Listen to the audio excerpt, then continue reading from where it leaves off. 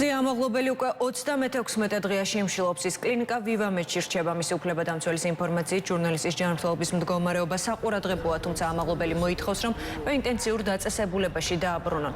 ადვოკატის განცხადებით დღესვე დაცვის მხარემ სასამართლოში სარჩელი შეიტანა. უფლებადამცველებმა სააპელაციო სასამართლოში გაასაჩივრა ბათუმის საქალაქო სასამართლოს გადაწყვეტილება, რომლითაც დაცვის მხარის შუამდგომობა ამაღლობელისთვის აღკვეთი ღონისძიების შეცვლის თაობაზე განსახილულად არ მიიღო. ადვოკატების განცხადებით არ არსებობს არავითარი საფუძველი, რაც მზია ამაღლობელის პატიმრობას გაამართლებს.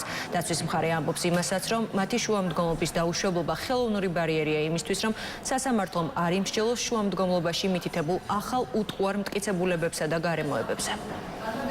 შევიტანეთ სააპელაციო საჩივარი ბათუმის საქალაქო სასამართლოს 2025 წლის 14 თებერვლის განჩინებასთან დაკავშირებით. მიგვაჩნია, რომ პირველი ინსტანციის გადაწყვეტილება არის აბსოლუტურად უკანონო, ვინაიდან მზია ამაღლობლის საქმეში არსებობდა როგორც ახალი ფაქტობრივი გარემოებები, ასევე ის დეტალები და მტკიცებულებები, რომ მის მიმართ გამოყენებული აღკვეთი ღონისძიება საწყის ეტაპზევე იყო უკანონო და ეს უკანონობა პერიოდულად უკვე ყოველ ეტაპზე მტკიცდებოდა.